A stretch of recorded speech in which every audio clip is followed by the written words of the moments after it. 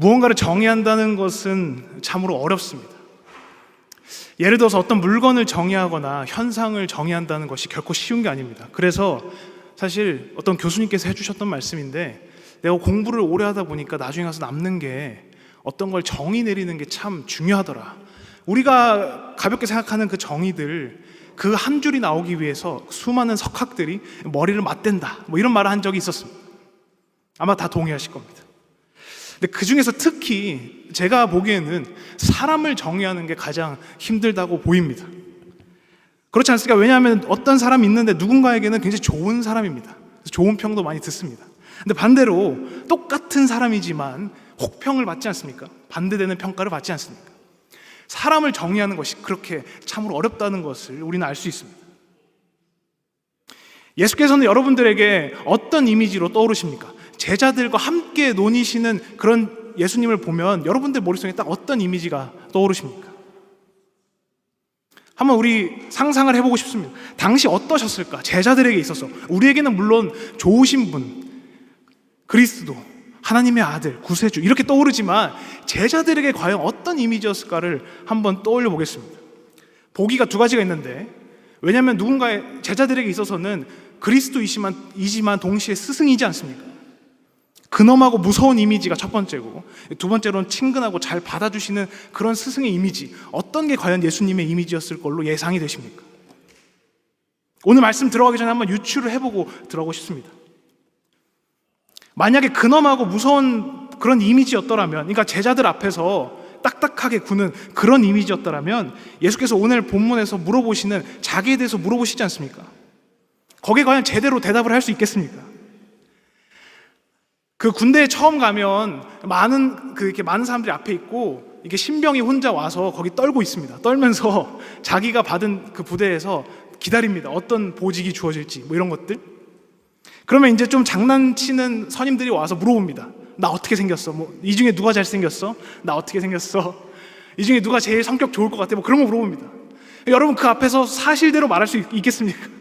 무조건 좋게 말하지 않습니까? 왜냐하면 떨리니까, 그 앞에서 굉장히 경직된 분위기니까. 아마 그 대답이 진심에서 우러나올 수 없을 겁니다. 예수께서는 제자들이 과연 어떤 분이셨을까를 왜 짚어보려고 하냐면, 한번 유추해 보겠지만, 베드로가 하는 이 대답이 예수님 앞에서 예수님께서 엄한 분이셔서 나오는 대답이었을까, 아니면 진심에서 나오는 대답이었을까를 보기 위해서입니다. 여러분들이 보기에는 어떤 이미지입니까? 제가 한번 유추를 해보자면, 복음서에 있는 근거들을 가지고 유추를 해보자면 아마 친근한 이미지에 가까웠을 걸로 보여집니다. 왜냐하면 베드로의 반응이 항상 재밌는데, 베드로가 예수님께서 뭔가 말씀을 하시면 항상 질문을 던집니다. 예를 들어서 많이 용서해 줘야 된다고 하면 뭐 70번씩 70번입니까? 이런 식으로 바로 질문이 나오지 않습니까? 질문이나 대답에 주저함들이 없습니다. 이런 것들이 왜 중요하냐면, 우리 예전에, 요즘에는 물론 그런 게 없지만, 예전에 우리 그 학교 다닐 때 혹시 공감하실지 모르겠지만, 예전에 질문하면 혼났던 정서가 있습니다. 학교에서. 그래서 질문을 하면 그것도 모르냐고 하면서 혼나거나, 아니면 조금 어려운 질문을 하면 책에다 나와 있다고 혼나거나, 뭐 그런 식으로 혼나지 않았습니까? 좀 맞기도 하고. 어떻게 보면 당시 배경을 감안하면 이런 것들이 더 어려웠을 법한데, 예수님과 제자라는 그 분위기로 봤을 때 그렇게 베드로와 같이 반응하는 것들이 어려웠을 법한데, 바로바로 나오는 걸 보면서 저는 유추합니다. 굉장히 그 앞에 친근한 이미지가 있었겠구나. 그 사이가 유연했을 것을 유추해 볼 수 있습니다. 그런 전제를 안고 오늘 이야기를 보겠습니다. 예수님께서 제자들에게 무언가를 물어보십니다. 사람들이 인자를 누구라고 하냐? 오늘 본문에서 보기와 같이 세례 요한, 엘리야, 예레미야가 나옵니다. 근데 그 세 사람의 공통점이 뭔지 짐작이 가시겠지만, 공통점이 무엇입니까? 바로 선지자들이라는 것을 알 수 있습니다. 세례 요한, 엘리야, 예레미야. 선지자 또는 예언자라고도 하는 비슷한 말이지만, 세 명 모두 당시에 또는 구약에서 굉장히 대표적인 선지자들입니다. 우리가 여기서 볼 수 있는 것은, 다른 사람들이 예수를 이렇게 생각했구나, 다른 사람들이 예수를 선지자로 생각했구나라는 것을 유추해 볼 수 있습니다. 그리고 이 질문을, 똑같은 질문을 제자들에게도 하십니다. 그럼 너희는 나를 누구라고 생각하느냐? 그리고 다들 아시다시피 이 부분에서 베드로의 신앙 고백을 보게 되지 않습니까? 당신은 그리스도시요 살아계신 하나님의 아들이시니이다 라는 고백을 하게 됩니다. 아마 여기까지 전반적으로 다들 아시는 이야기일 거고 굉장히 여러 번 읽어보신 말씀입니다. 그래서 주로 우리는 이 말씀으로 설교를 들을 때면 그런 생각들 합니다. 우리도 베드로와 같은 그런 신앙 고백이 우리 마음에 있기를 바란다, 이런 정도로 우리가 얘기하지 않습니까? 그래서 저는 한 가지 의문이 들었습니다. 왜 이런 질문을 하셨을까? 이 본문을 읽으면, 묵상할 때면 그런 질문이 드는 겁니다. 왜 이런 질문을 굳이 하셨을까? 그리고 어떻게 보면 사실 당연한 이야기지 않는가라는 생각도 합니다.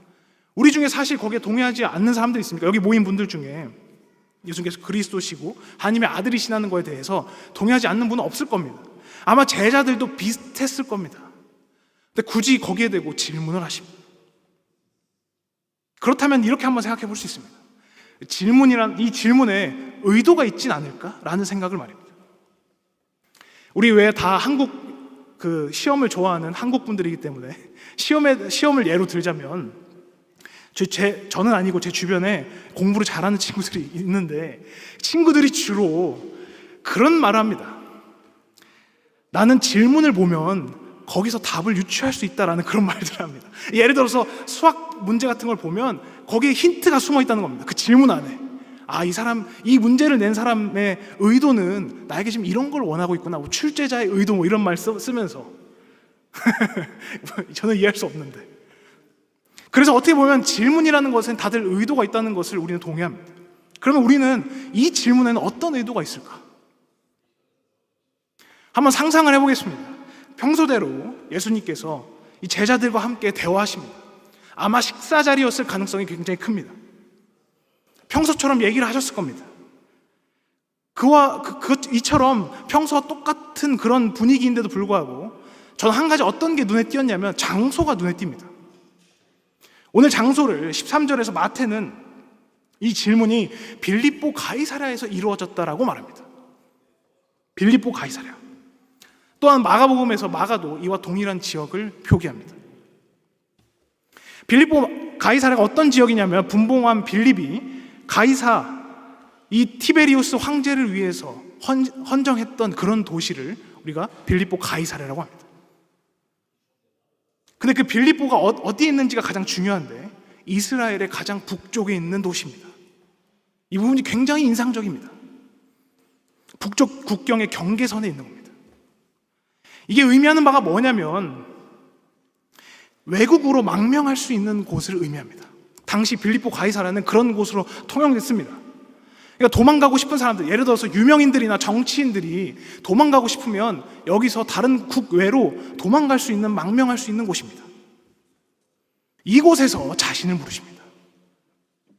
아마 지금 여러분들 표정 보니까 그거 뭐 어쩌라는 거지? 라는 생각을 하고 있지만 이 배경들을 같이 보면 이 질문들이 어느 정도 맞춰지기 시작합니다. 상황을 다시 한번 보겠습니다. 지금 예수와 제자들은 어떤 상황에 처해 있습니까? 첫 번째로 우리가 잘 성경을 많이 읽어서 알지만 바리새인들이 예수님을 죽이려 하고 있습니다. 이 사건이 이루어지기 전, 빌립보 가이사랴에 가기 전에 이미 예수님을 죽이려고 모의하는 것들이 나옵니다. 심지어 마태복음 14장에서는 세례 요한을 죽이게 됩니다. 물론 이유는 그 변명은 굉장히 구차한데 세례 요한을 죽이게 됩니다. 이 부분이 굉장히 중요합니다. 왜냐하면 아까 사람들이 예수님을 뭐라고 지칭했습니까? 세 명의 인물. 세례 요한이 있지 않습니까? 우리가 이 배경을 놓고 생각해 보면 이제 느낄 수 있는 겁니다. 예수님께서 위기에 빠지셨다라는 것을 알 수 있습니다. 그들이 예수도 세례 요한 같이 죽일 수 있다라는 것을 보여주는 겁니다. 본보기처럼. 그들에게는 죽음으로 가둘 수 있는 인물이라고 여겼던 겁니다. 이제 이들은 예수를 죽이려 할 것이고 이곳 빌립보는 죽음을 피할 수 있는 마지노선입니다. 죽음을 피하려면 망명하면 됩니다. 외국으로 가서 그들의 공권력이 뻗치지 않는 곳으로 가면 됩니다. 하지만 예수님께서는 아버지의 뜻대로 예루살렘으로 향하실 것을 보여주십니다. 그래서 사실 오늘 16장부터 20장까지를 보시면 예루살렘으로 가는 그 도상 중에 있었던 일들을 기록하고 있습니다. 그 첫 시발점이 되는 게 오늘 이 빌립보 가이사랴가 바로 그 첫 지역이 됩니다. 예루살렘으로 떠나는 첫 지역. 그 지역에서 물어보시는 겁니다. 너희는 나를 누구라고 하냐? 마치 예루살렘으로 향하는 장군의 출정식처럼 느껴지지 않습니까? 이제 출발하기 전 제자들을 데려가야 됩니다. 12제자를 이끌고 가는 그 가운데 처음으로 물어본 겁니다. 나를 누구라고 하냐? 이 대답에서 아마 여러 가지 것들이 결정되겠지만 가장 대표적으로는 너희가 나를 따라올 수 있는지 그 대답에서 보시고자 하는 겁니다. 너희 그 대답을 들었을 때 다른 사람들이 하는 대답 말고 너희들이 나를 향하는 지칭하는 그 말을 들었을 때 그 대답에서 나와 함께 이 예루살렘으로 갈 수 있는지 그것들이 보이기 때문에 그렇습니다. 그리고 그때 베드로의 대답은 그를 따라갈 수 있는 것처럼 보였습니다. 왜냐하면 세상과 다른 답이었고 동시에 예수를 가장 잘 표현한 그런 표현이었기 때문에 그렇습니다.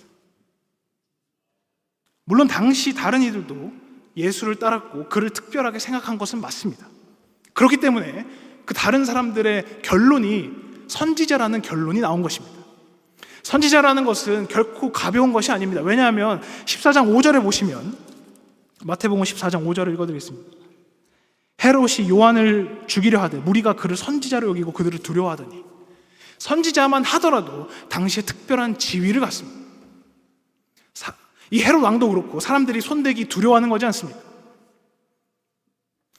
그만큼 예수를 특별하게 보는데 누가 그렇게 보냐면 세상도 제자들이 아닌 다른 이들도 예수님을 그렇게 특별하게 볼 수 있는 것입니다.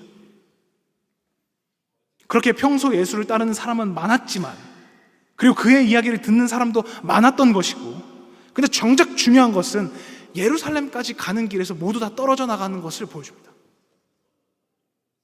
예루살렘 안으로 들어가는 그 과정에서 그 많은 무리들이 다 사라집니다. 그리고 또한 예루살렘에서 십자가에 달리는 그 앞에서는 어찌 보면 모든 제자들이 도망갔다라고도 볼 수 있는 겁니다. 여기서 세상은 예수를 딱 그 정도로 인식하는 겁니다. 선지자, 내가 그를 위해 목숨을 바칠 수는 없지만 내가 그가 죽으러 가는 길에 함께 할 수는 없지만 그래도 좋은 말씀을 하고 하나님의 말씀을 대언하는 그 선지자 정도구나. 그 정도로 예수님을 정의 내리고 있는 것입니다.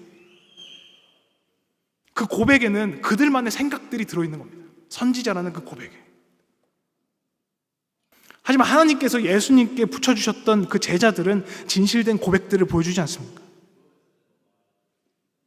그렇다면 저는 오늘 지금 우리에게 이 말씀을 적용하고 싶습니다. 지금도 사실 세상은 예수님을 특별하게 생각합니다. 그래서 이제는 세상도 예수님을 특별하게 생각하기 때문에 예수 그리스도라는 말을 자연스럽게 하지 않습니까? 그리고 예수님을 신이라고 부릅니다. 세상도 이제는 예수님을 그렇게 부릅니다. 오히려 선지자가 어색한 세상이지 않습니까? 선지자라는 단어가 어색한 이 세상에 예수님을 신으로 부르는 것은 세상도 어찌 보면 합의한 듯한 모습처럼 보입니다. 마치 당시 선지자라고 부르는 것처럼 오늘은 그런 식으로 부르는 겁니다. 그럼 이제 우리에게 예수는 누구인가를 묻고 싶습니다. 세상도 다 그렇게 말합니다. 예수님은 신이지, 예수님은 그리스도지, 이 정도까지는 모두 세상의 다른 이들도 말합니다. 물론 말하지 않는 사람도 있지만, 하지만 세상과 같이 그저 형식적으로 신으로 부르고 있는 것은 아닙니까? 우리가 고백할 때 가끔 축복도 주시고 좋은 일도 주시고 아님 말고 나쁜 일도 있을 수 있고 그냥 그렇게 세상의 신들과 같이 라고 하는 그런 세상의 정의를 우리가 따라하고 있는 것이 아니냐는 겁니다. 아니, 우리는 거기까지 갈 수 있습니다. 교회에서 하는 말, 남들이 하는 얘기, 그것들을 종합하여서 하나님의 아들까지는 우리가 정의하게 됩니다. 우리에게 딱 이 정도의 느낌 아닙니까? 우리에게 만일 예수님께서 나를 누구냐라고 우리에게 물어보신다면 우리가 정의하는 것이 이 정도이지 않겠습니까? 하지만 예수께서 바라시는 대답은 하나님께서 알게 하신 바대로 대답하라는 것에 있습니다. 16절 17절입니다. 예수께서 대답하여 이르시되 바요나 시모나 내가 복이 있도다. 이를 내게 알게 하니 혈육이 아니요 하늘에 계신 내 아버지시다. 아버지께서 너희에게 알게 하신 바대로 나오는 그 대답들을 지금 제자들에게 원하고 계신 것이고 이 잣대는 동일하게 우리에게도 전해져서 너희가 하나님께서 우리에게 주시는 그 대답은 너희에게 있어서 무엇이냐라고 묻고 있는 겁니다. 예수님 곁에서 먹고 마시면서 그 말씀과 기적을 보았습니다. 그가 하나님의 아들이심을 깨닫게 하셨을 겁니다. 이걸 다 하나님께서 그 제자들을 이끄신 방법입니다. 이 과정들이야말로 하나님께서 그들에게 보이신 것입니다. 아마 우리에게도 비슷할 겁니다. 우리의 삶에서 예수가 누구인지 알게 해주는 수많은 경험들이 있습니다. 누군가는 기도의 응답을 받아서 그럴 수도 있고, 누군가는 공급하심을 채워주시는 삶을 통해서 그것을 느낄 수 있으며, 또는 그 앞에 수없이 깨져서 겸손케 하심을 통해서 우리가 그 예수님을 그리스도로 고백하는 것을 느낄 수 있으며, 고난을 이기게 하셨던 여러 상황들, 내 능력이 부족했을 때 힘을 주셨던 것들, 그 수많은 경험들을 통해서 우리의 그런 것들을 고백하게 하시는 겁니다. 그것을 통해서 우리에게 주어지는 답은 도대체 어떤 것입니까? 예수님이 우리에게 알게 하시는 그 대답. 어떤 이들은 신앙생활을 오래 했지만 여전히 내 소원을 들어주는 이에 멈추는 사람들도 있습니다. 소원을 조금 고급스럽게 포장할 뿐이지 나의 소원을 들어주는 이에서 조금 더 벗어남이 없는 사람들도 있습니다. 또는 내 삶에서 특별한 기적은 없고 그냥 묵묵히 신앙생활을 해왔는데 돌이켜서 보니 나에게 끝없는 은혜를 부어주셨음을 깨닫는 분들도 있습니다. 나의 고백에서 그런 것들이 흘러나오는 분들도 있습니다. 우리 각자의 신앙에 하나님께서 알게 하시는 것이 있기를 소망합니다. 아마 각자 인생이 다르기에 체험한 것도 다르고 하나님과 대화가 다르기 때문에 다른 모양이겠지만 하나님께서 알게 하시는, 깨닫게 하시는 바가 있을 것입니다. 그리고 그 각각의 예수님에 대한 그림들이 모이면 거대한 모자이크가 되는 것이고, 그 모자이크는 공동체에서 예수라는 큰 이미지로 다가오는 것입니다.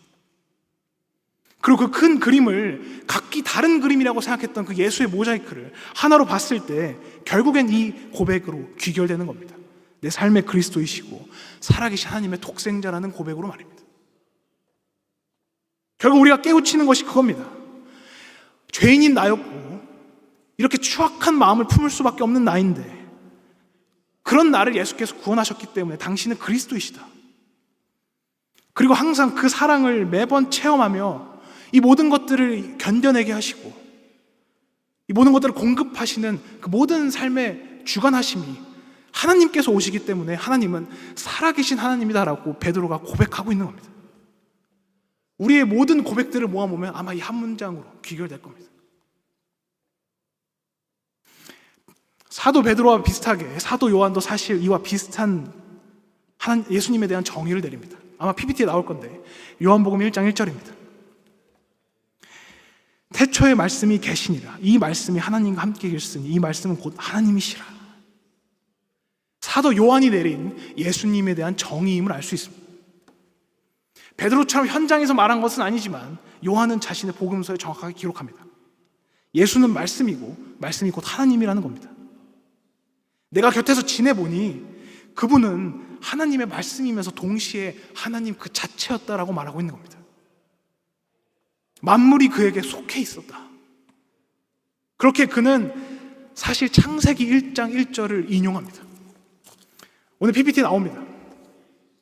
요한복음 1장 1절과 창세기 1장 1절을 대조해 보시면 거의 동일하다는 걸 볼 수 있습니다. 태초에 하나님이 천지를 창조하신 이 말씀과 태초의 말씀이 계시니라와 거의 동일하지 않습니까? 요한은 창세기에서 가져오는 겁니다. 왜냐하면 예수께서 하나님이시기 때문에. 내가 이제까지 예수를 곁에서 지켜왔고 그 앞에서 수많은 도망쳤던 제자들을 봄에도 불구하고 십자가에서 다시 부활하셔서 우리에게 많은 것들을 깨우치게 하시고 다시 승천하신 예수님을 보니 하나님이시구나. 그렇기 때문에 그는 창세기 1장 1절을 가져오는 겁니다. 당시 세상이 이런 얘기를 말할 수 있겠습니까? 당시 세상이 예수님은 하나님이라는 말을 감히 할 수 있겠습니까? 그 바리새인들 틈에서, 서기관들 틈에서 결코 할 수 없는 말이지 않습니까? 하지만 요한은 고백합니다. 그는 하나님이셨다. 그는 하나님이시다라고 고백합니다. 우리에게는 어떤 고백이 있습니까? 그리고 우리의 고백이 세상의 고백과 다릅니까? 제가 아까 말씀드렸듯이 세상 또한 예수께서 신인 것을 알고 있습니다. 군대에서는, 자꾸 군대 얘기해서 정말 죄송하지만, 군대에서는 종교의 행사가 있으면 그 군대 안에서 3가지 종교는 꼭 지켜져야 됩니다. 우리 개신교와 그리고 천주교와 불교, 이 3가지는 무조건 보장이 돼야 됩니다.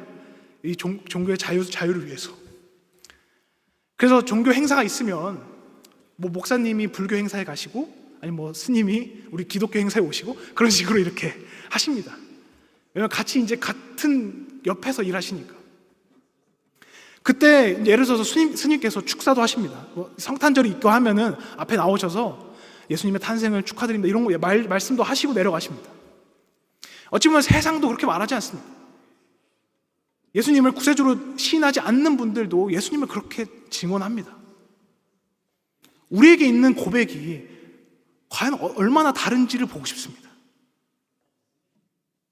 진정 우리의 고백에 우리가 보고 느낀 것들이 들어있냐는 것입니다. 이제 예수를 바로 보기를 바랍니다. 예수 그리스도를 생각할 때 어떤 것들이 떠오르냐면 나의 소원이나 욕망들이 떠오르지 않아야 합니다. 우리는 때로 우리가 원하는 것들을 예수 그리스도에게 더 씌웁니다. 예수 그리스도에게 대입합니다. 이런 것들이 이루어지는 게 하나님의 뜻이라고 생각합니다. 근데 중요한 게 무엇이냐면, 제가 아까 처음에도 말씀드렸지만 예수께서는 이제 가장 약해지는 순간에 이런 것들을 물어보신다는 겁니다. 죽음을 앞둔 순간에 이 질문을 하십니다. 이제 이 예루살렘으로 가는 이 길에 죽음이 있다는 걸 아시지 않습니까? 그때 이 질문을 하는 겁니다. 여러분들이 만약 스승으로서의 예수라면 이 질문을 언제 하겠습니까? 기적을 보여줬을 때, 내 능력, 하나님의 능력이 가장 잘 보여줬을 때, 그때 이 질문을 해야 되는 거 아닙니까? 제자들 향해서. 그러면 제자들도 깨닫지 않겠습니까? 아, 예수님, 그렇지, 예수님은 하나님이시지, 또는 하나님의 아들이시지. 그런 증언과 그런 고백은 어찌 보면 예수님의 그런 큰 권능이 나타났을 때 그 질문을 하는 게 맞습니다. 근데 가장 우리가 연약할 때, 가장 제자들이 예수님을 염려할 때 이 질문들을 하십니다. 그리고 또한 우리의 삶에서도 우리가 가장 연약할 때 물어보십니다. 우리가 가장 얻는 것이 많을 때, 기도 응답이 됐을 때, 살아가 됐을 때, 평안할 때, 그때 이 질문들을 하시지 않습니다. 우리의 감사한 일들이 많을 때 우리가 이런 것을 한 번이라도 정의 내린 적 있습니까? 그저 우리가 가장 연약할 때, 당장 내일을 기약할 수 없을 때 우리에게 그것들을 물어보십니다. 지금 이 순간에 너희는 나를 뭐라고 정의하냐? 지금 이 순간에 너희는 나를 뭐라고 고백하느냐? 우리의 삶에서 예수님께서 가장 작아 보이시는 그런 순간, 침묵으로 일관한다고 하는 순간, 어쩌면 세상은 예수께서 없다라고 하는 그 순간, 우리에게 그때 그 정의를 물어보시는 겁니다. 그때 우리 또한 베드로와 같이 이런 고백을 할 수 있겠습니까? 그때 우리는 또한 베드로와 같이 그리스도이시면서 동시에 하나님의 아들이시다라는 그런 고백을 할 수 있겠습니까? 이제 우리의 마음이 달라지기 바랍니다. 우리의 약함이 강함된다라는 것의 그 의미, 우리가 가장 예수를 만날 수 없다라고 여길 때 오히려 예수께서 나의 구세주시다라고 고백할 수 있는 그런 용기, 그런 신뢰, 그런 것들이 우리의 삶에 넘쳐 흐르기 바랍니다. 우리는 매 순간 체험하지 않았습니까? 사실 우리가 예수님을 가장 잘 체험했고 그리스도를 가장 잘 느꼈던 것은 우리가 잘 나갔던 때입니까? 아니면 우리가 가장 불안하던 때입니까?